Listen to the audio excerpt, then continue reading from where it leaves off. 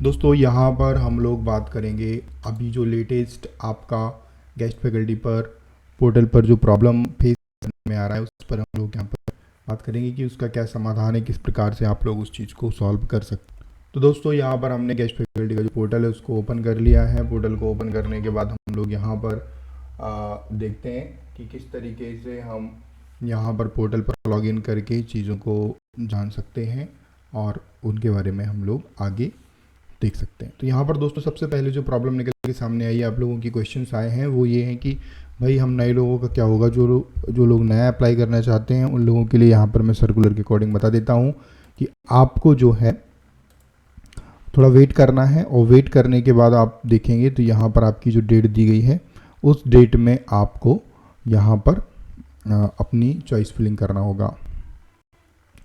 तो यहाँ पर आप देख सकते हैं लिखा हुआ है ये ज्वाइनिंग दर्ज करने का है 7/8 से 12/8, और इसके अलावा प्रमाणीकरण और पोर्टल पर अपलोड करने की ये डेट है। इसके बाद दोस्तों यहाँ पर हम लोग देखते हैं तो आप देखिए 7/8 से 8/8 में तो ये रिक्वेस्ट दर्ज करने का था, और 9/8 से 10/8 में ये रिक्वेस्ट से परीक्षण करके अनुमोदन की कार्यवाही होना थी, जो कि 10 तक हो जाएगी।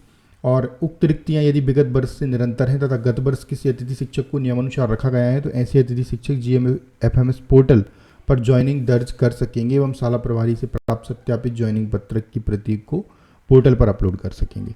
तो ये 11/8 से 13/8 में होगा दोस्तों। तो ये जो लोग अभी कह रहे हैं ना कि उनको प्रॉब्लम आ रही है, तो हो सकता है ये आप लोगों को जो प्रॉब्लम क्रिएट हो रही है वो आपको इसलिए हो रही है क्योंकि आपका जो पद है अभी वो अनुमोदित नहीं हुआ होगा ऊपर से। जैसे ही वो अनुमोदित हो जाएगा तो आपका 11/8 से आप लोग भी ज्वाइनिंग दर्ज कर पाएंगे। तो यहाँ पर प्रमाणीकरण की जो कार्रवाई है वो 11/8 से 13/8 तक होगी। इसके अलावा जो पूर्व से निर्देश यहाँ पर दिए गए हैं उसके अकॉर्डिंग जो न्यू ज्वाइनिंग करने वाले हैं उनके बारे में भी हम लोग बात करते हैं। तो दोस्तों यहाँ पर आप देख सकते हैं कि आप जो है आमंत्रण हेतु रिक्तियाँ जो है यहाँ पर ये दिया गया है। इसके अलावा अगर हम बात करें तो आप देखिए पैनल में पूर्व से जो है जो भी है उसका स्कोर कार्ड जनरेट है उसी पैनल में ज्वाइनिंग। तो यहाँ पर बहुत सारे गेस्ट ने ज्वाइनिंग की भी हुई है। यहाँ पर अगर हम बात करें निर्धारित अवधि में स्कूल में ज्वाइनिंग के बाद इस तरीके से यहाँ पर ये डेट तो हालांकि चेंज हो गई है। इसके बाद दोस्तों यहाँ पर आप देख सकते हैं बाकी की आपको जानकारी दी गई है अन्य सामान्य निर्देश। तो यहाँ पर आप देखिए प्रथमतः पूर्व से नियमानुसार कार्यरत ये यहाँ पर लिखा हुआ है अतिथि शिक्षकों को ज्वाइनिंग के बाद शेष रिक्तियों के लिए स्कोर कार्ड के आधार पर मेरिट क्रम में शाला विकल्प चयन उपरांत आवंटित विद्यालय में ज्वाइन कर सकेंगे। तो ये दोस्तों यहाँ पर बहुत बड़ा इशू है कि आपको अभी वेट करना है, आवंटित विद्यालय में ज्वाइन करना होगा। आपको स्कोर कार्ड के आधार पर मेरिट क्रम में शाला विकल्प आपको चयन करना होगा। ये दोस्तों इंपॉर्टेंट है यहाँ पर, ठीक है। तो इस पॉइंट को आप लोग ध्यान रखें, जो नए कैंडिडेट्स हैं उनके लिए यहाँ पर मैं ये बताना चाह रहा हूँ। अब यहाँ पर आप देख सकते हैं कि बाकी और इसमें कोई जानकारी योग्य मैं नहीं मानता कि कोई और चीज़ है ना। ये पूरा का पूरा जो है शेड्यूल है, इसमें थोड़ा सा वेट लगेगा तो आपको अभी थोड़ा सा इंतज़ार करना चाहिए।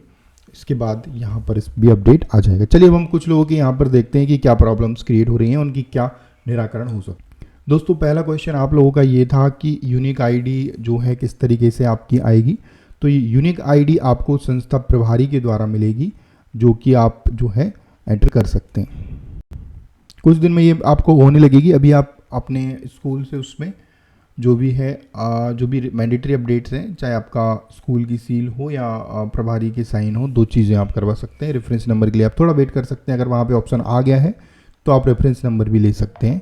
उसकी जो प्रक्रिया है वो उनको मालूम होगी, या उनके पोर्टल पर जो वहाँ से शाला प्रभारी लॉगिन करते होंगे वहाँ पे वो चीज़ दिखाई दे रही होगी। अब दोस्तों यहाँ पर आप देखिएगा ये एक हमें स्क्रीनशॉट मिला है, इसमें आपका लिखा हुआ है कि गवर्नमेंट HSS ये जो लिखा हुआ है इसमें वर्तमान में वैकेंसी उपलब्ध नहीं है।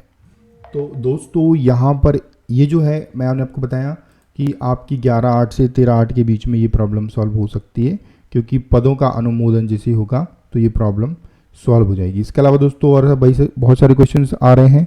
वैकेंसी उपलब्ध नहीं है, ये बहुत लोगों का क्वेश्चन है। और इसके अलावा परीक्षा परिणाम वाला भी इशू, अब ये तो दोस्तों खैर इसको तो मैं कुछ नहीं कह सकता इस बारे में, ये तो क्या है इसका तो बहुत बड़ा इशू क्रिएट हुआ है। तो ये तो बहुत मुश्किल वाला काम है। अगर आपका 30% से कम परिणाम है तो ये थोड़ा इशू हो सकता है। आगे चलते हैं हम लोग। हालांकि इस पर भी काम चल रहा है कि 30% वालों को भी मौका दिया जाए, एक मौका कम से कम उनको दिया जाना चाहिए।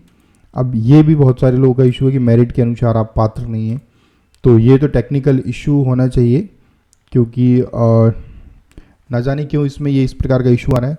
इसके अलावा दोस्तों ये बहुत बड़ा इशू है कि आप विगत सत्र में कार्यरत नहीं थे। इसका ये बताऊं क्यों नहीं आ रहा, क्योंकि वहाँ पर वैकेंसी उस स्कूल के लिए वैकेंसी अपडेट नहीं हुई है। अगर जैसी वैकेंसी अपडेट होती है उस स्कूल के लिए तो ये आपका आने लगेगा।